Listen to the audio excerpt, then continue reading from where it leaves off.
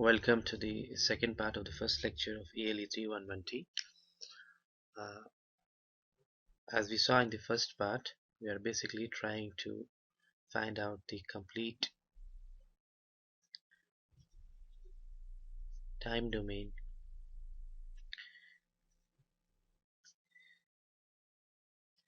behavior of a network when it is subjected to an excitation.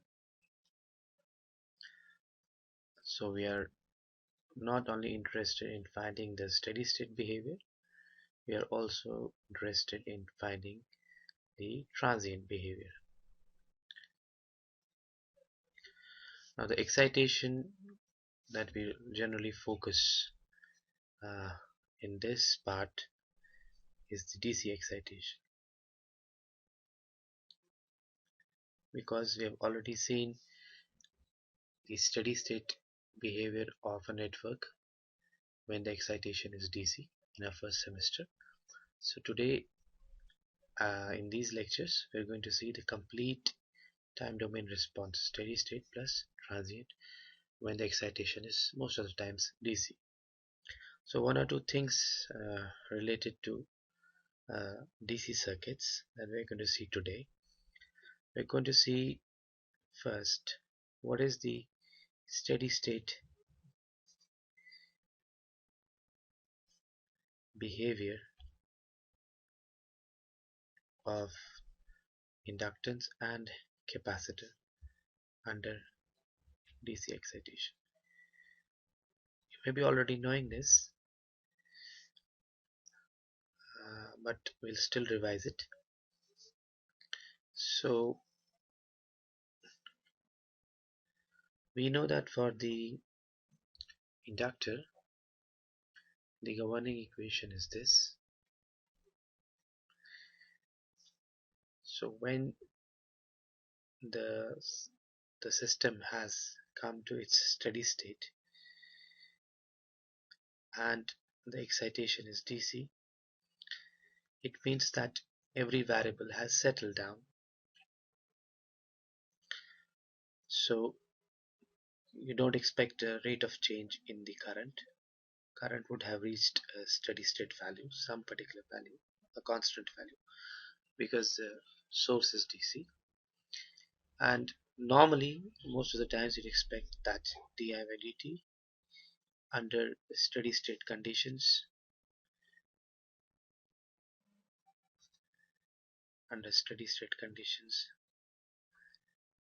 in a DC circuit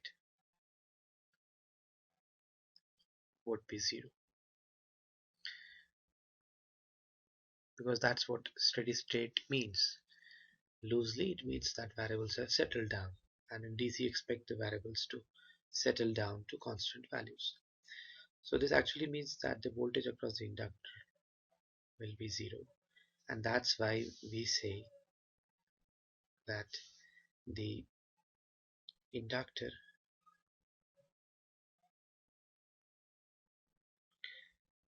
acts as a short circuit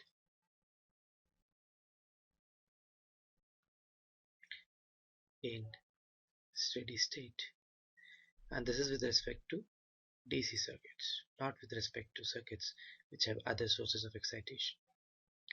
Similarly, for the capacitor, we have seen that the current in the capacitor is given by this differential equation. Again, if the variables have settled down, the excitation is DC, the conditions are steady state, you expect dB by dt to be zero. You don't expect any rate of change in the variables, so you expect the current in the capacitor to be zero, and that's why we say that the capacitor acts as an open circuit in steady state.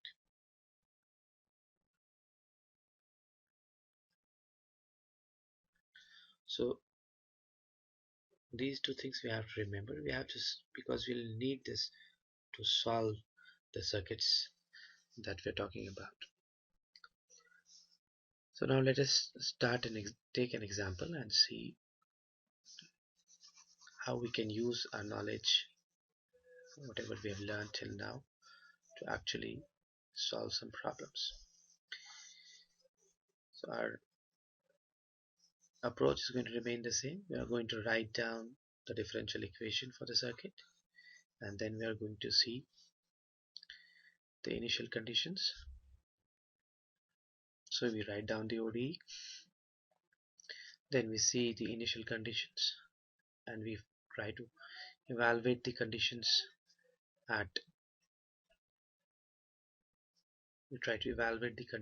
0 plus, assuming 0 to be the time of switching, and then we solve the ordinary differential equation. So let us take the circuit that we have done before. We are having say a DC source. It's connected through a switch to a resistor and an inductor.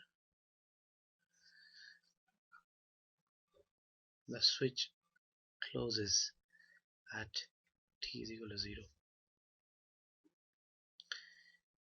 This is the voltage source. So suppose we want to find out the current, the initial conditions for the current, where this is the current flowing in the circuit at 0 plus, and we also want to find out the derivative of the current at 0 plus. This is just for our interest. We want to see whether we can obtain this information from whatever we have been told. We have been given the circuit, and we have also been told that the current at 0 minus is 0. So from a knowledge of the inductor, we know that since the source V is a constant DC source,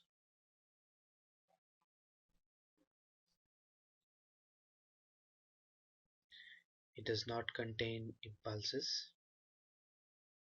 Impulses or the derivatives are absent. So inductor current has to be continuous, because any discontinuity in the inductor current would imply that the applied voltage has something that goes up to infinity. So inductor current is continuous means that I0 plus is going to be equal to I0 minus is going to equal to 0. So this is one of the two initial conditions that we have found. Now let us write the differential equation once the switch is closed. So once the switch is closed, this is closed. The differential equation that we get is simple. V is equal to Ri plus L di by dt. Now let us see what is this differential equation at 0 plus. At t is equal to 0 plus, because this equation is valid after switching.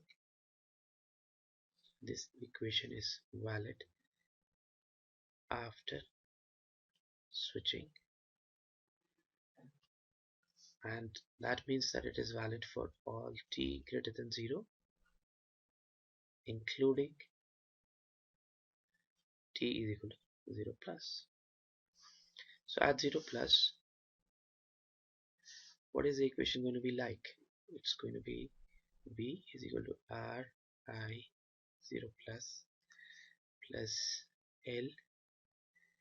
Let me write this as I dash 0 plus, the first derivative of current. We have already seen that I0 plus is 0 here.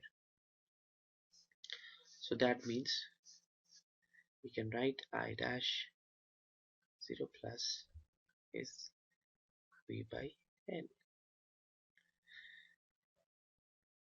So our knowledge of this circuit behavior, our knowledge of the inductor characteristics helps us in finding both the initial conditions, the current at 0 plus and its first order derivative at 0 plus. So this information is later used to actually write the complete solution for the circuit. Similarly, the information that at steady state in DC circuits, the current through the capacitor has to be 0 and the voltage across the inductor has to be 0, can be used to write down solutions for various problems. Like for example,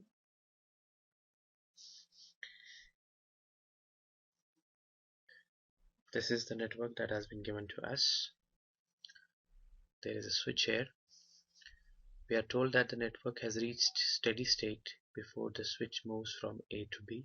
So the switch is initially connected at A and it then moves to B. But it has been connected to A for a long time, and after being connected to A for a long time, it moves to B. We are asked to find the initial conditions for ILT and VCT and their derivatives, and we are also to find the final values for ILT and VCT. So let us assume that this switching that has taken place, let us assume that 0 is the instant of switching. 0 is the switching instant.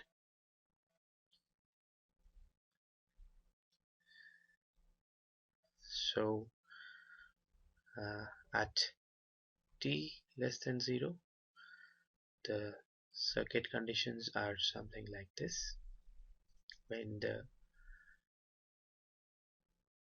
switch is connected to A to B, so the conditions are something like this. The inductor is there, the capacitor is there, the resistor is there, and the switch's network has reached steady state before the switch moves from A to B. So you have 5 volts source connected, and then at t greater than 0, the switch has moved to B, so you have now a 10 volt source connected. So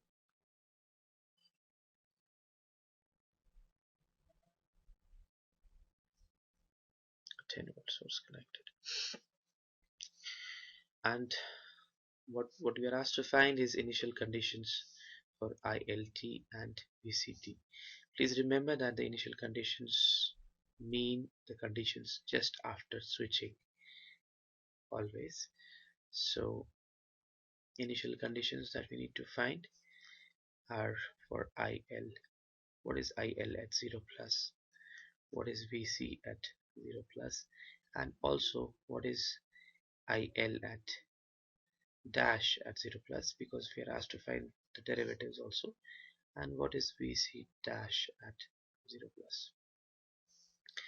And we are also asked to find the final values. So we are asked to find IL at infinity and VC at infinity. So these are the quantities that we are interested in. Now let us see what we can do, how our knowledge of the inductor and capacitor behavior can help us in trying to find solution to this problem. So let us come to this circuit, which is the condition of the circuit at t less than 0. So this is the state of the circuit for a long time up to 0 minus, and So we can simply say that the circuit would have achieved a steady state. That means this voltage across this inductor would behave like a short circuit. The capacitor would behave like an open circuit. So actually there's going to be no current through the capacitor and no voltage across the inductor. In that case, what is left is just the source and the resistor. If this is an open circuit and this is a short circuit. So if you see that condition, if you visualize that condition, you'll see that since this is a 1 ohm resistance, the current is going to be 5 amperes, and all this voltage drop is going to happen across the resistor, which in turn means that the capacitor would also be at 5 volts. So we can simply write by our insight regarding the steady state behavior of the inductor and the capacitor, the steady state behavior of the inductor and the capacitor in DC circuits. We can write with that insight that for this circuit IL 0 minus is going to be 5 amperes and VC 0 minus is going to be 5 volts,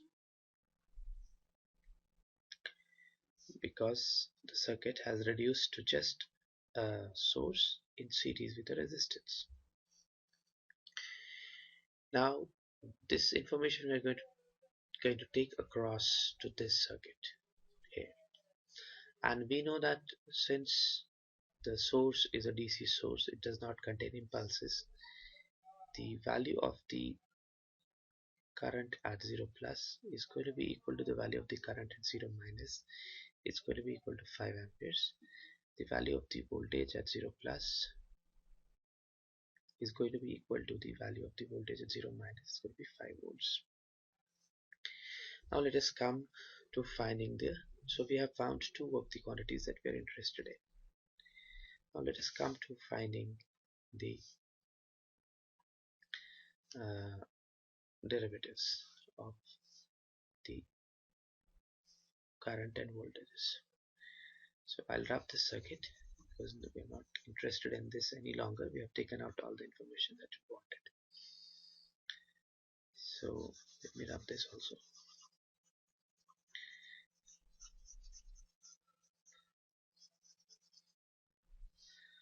Now let us write the differential equation for this circuit. Please remember that this is ILT. This voltage is VCT, and this current we can label for the time being as IRT. So if you write the differential equation for this part of the circuit, you can write that minus 10 plus L DIL T by dt plus VCT going to be 0. And since the inductor is 1 Henry, we can write this minus 10 plus IL dash T plus VCT is equal to 0. At T is equal to 0 plus, and this equation is valid for 0 plus because this circuit is valid for T greater than 0.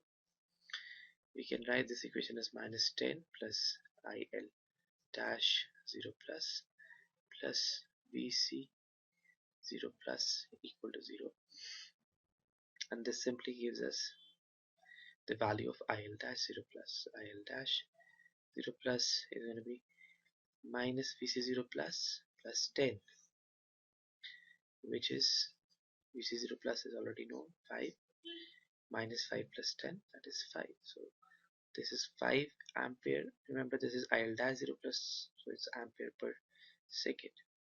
So this is another variable that we have found. Now we need VC dash 0 plus, and for finding VC dash 0 plus we can use the second part of the circuit that we have here. So you can write, if we see this node here, it's clear that ILT is C dVc t by dt. Remember, we need VC dash 0 plus, so we need to put this somewhere in the equation, and we can do that by writing the nodal equation for this node. ILT is equal to C dVc t by dt plus IRT if you apply KCL at this node. So you can write this ILT as C is 1 farad, so we can write this as VC dash T plus IRT. Now IRT is this voltage divided by the resistance that is here.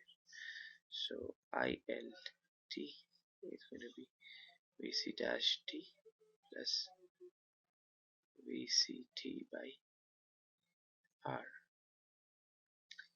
And writing this for the 0 plus T is equal to 0 plus instant, we can write IL 0 plus is equal to VC dash 0 plus VC 0 plus, and R is 1 ohms.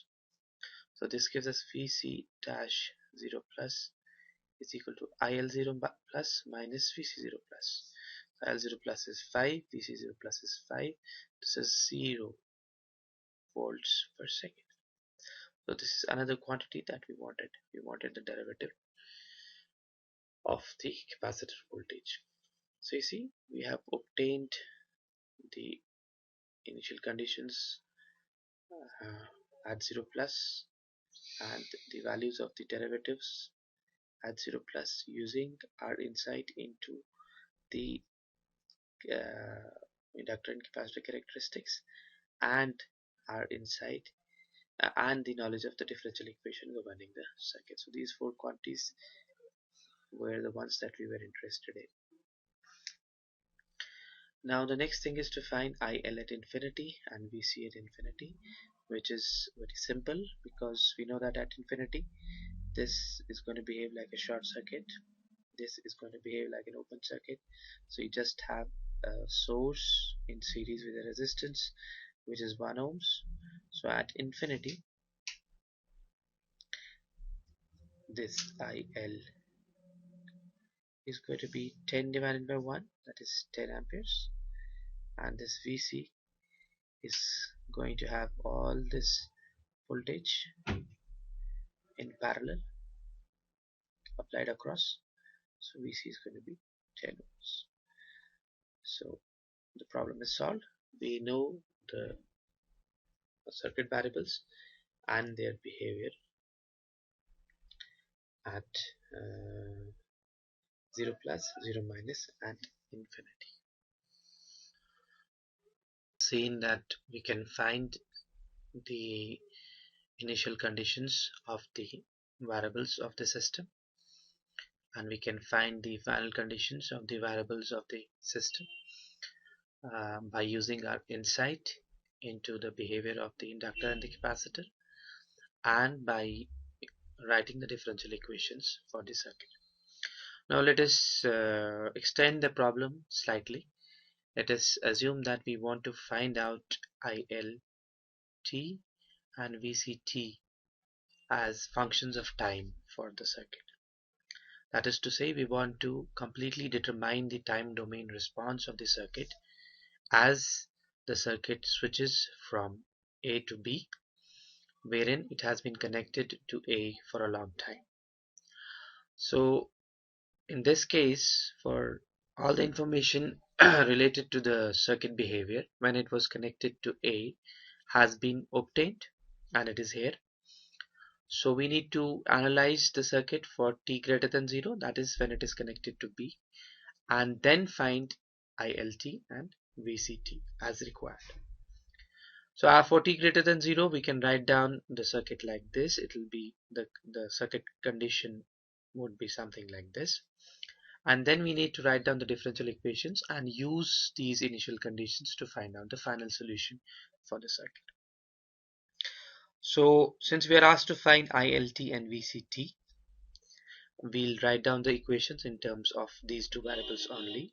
Although you could use other methods here like mesh analysis or nodal analysis, but let us do it by writing the two equations corresponding to the two parts of the circuit in terms of ILT and VCT.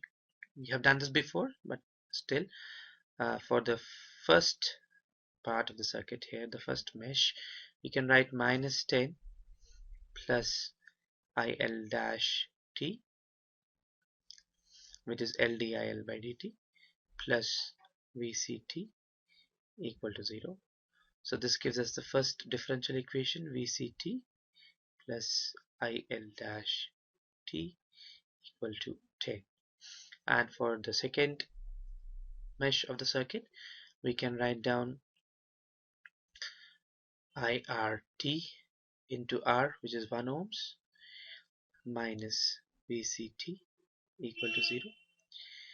And IRT, since it is not a variable in which we are interested, we can write down IRT as ILT minus ICT, the current flowing in the capacitor, and ICT is C dVCT by dt. So we can write down, let us say for 2 minutes, ICT minus VCT equal to 0. So we can write for the second part ILT minus, instead of ICT we'll write VC dash T minus VCT equal to 0. So this gives us the second mesh equation, which is VCT plus VC dash T minus ILT equal to 0. So these are the two equations. So what we have is a set of simultaneous differential equations in terms of the variables VC and IL. So now let us solve these simultaneous differential equations. So we can write both of them together in matrix form like this. So this is going to be the first equation. This is going to be 1 P. The second equation is P plus 1 minus 1, where P is the differential operator, VCT ILT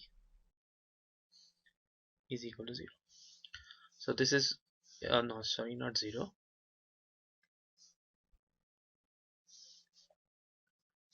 is equal to 10 0. So we have done two things as far as the circuit is concerned. We have taken all the information in terms of initial condition and we have written it down. We have written down the differential equation for the circuit. Now the third part is solving the differential equations and using this information to find out the final time domain behavior of the circuit. Now this is something that we have already done using our knowledge of differential equations, but let us do it here again. So this is a non-homogeneous system of equations. It has a forcing function which is non-zero. So the solution would be the sum of the complementary function and the particular integral.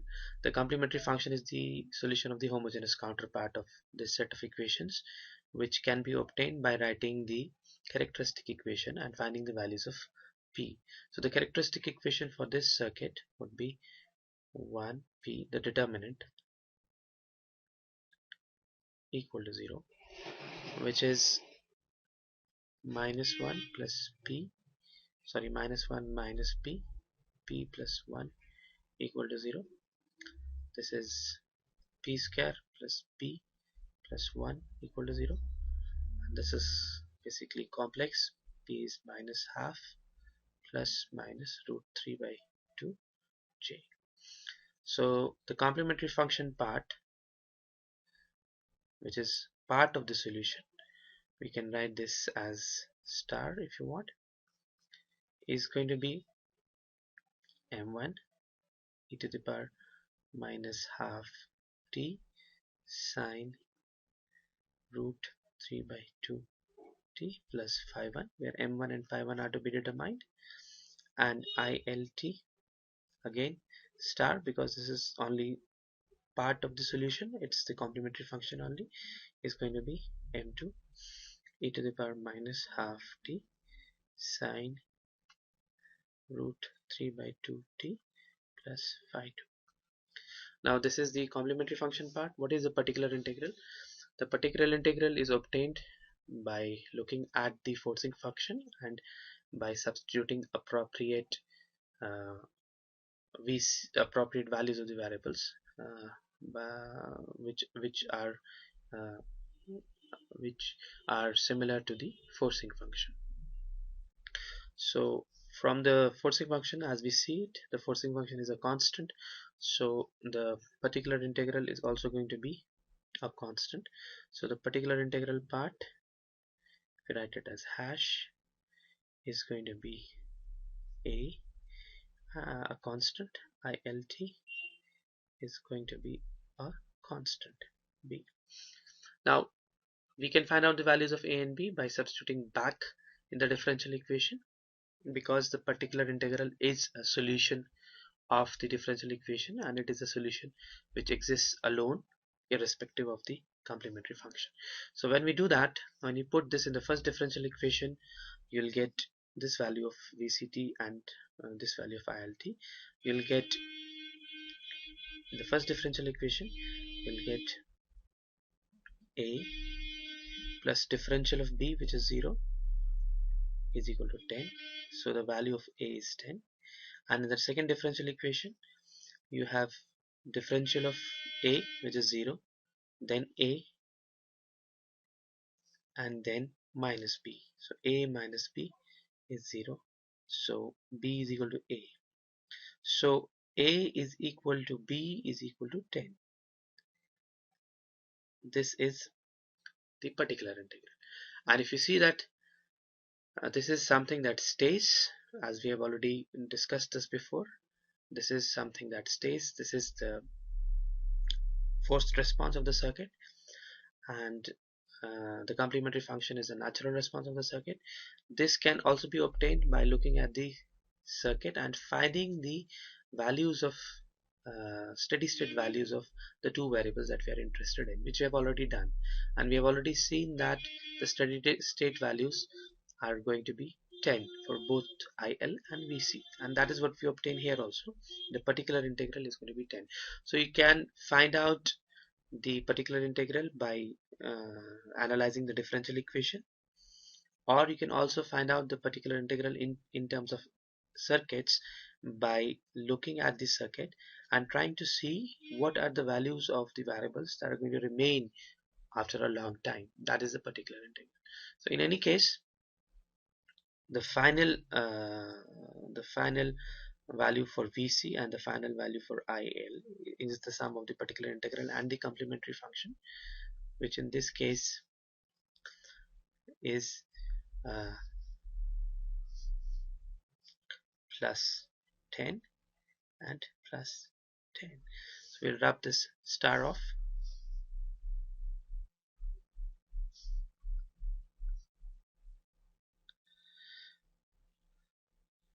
So this is the value. These are the values of the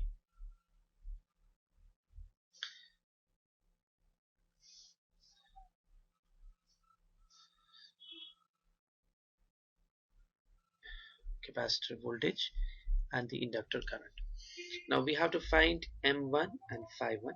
M2 and phi 2. This information is obtained by substituting for the initial conditions. I can wrap this off.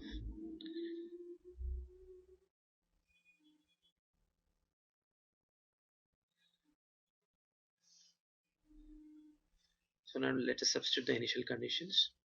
So what is VC0 plus? VC0 plus is 5, and if you substitute 0 here on the right hand side, you'll get M1 sine phi 1 plus 10. So this gives us M1 sine phi 1 as minus 5. Then we have VC dash 0 plus, which is 0. So we have to differentiate the first equation. So this is going to be M1 e to the power minus half t sine, differential of sine is cos root 3 by 2t plus phi 1 into root 3 by 2 plus M1 sine root 3 by 2 plus phi 1 into e to the power minus half t into minus half, and this thing has to be evaluated at t is equal to 0. This is 0 plus, and this will be equal to 0. So this gives us the second equation, M1, putting t is equal to 0, cos root 3 by 2t multiplied by root 3 by 2 minus half M1 sine root 3 by 2t. This is plus phi 1. This is plus phi 1 equal to 0. Again, t has to be put in 0. So this is root 3 by 2 M1 cos phi minus M1 by 2 sine phi 1 equal to 0.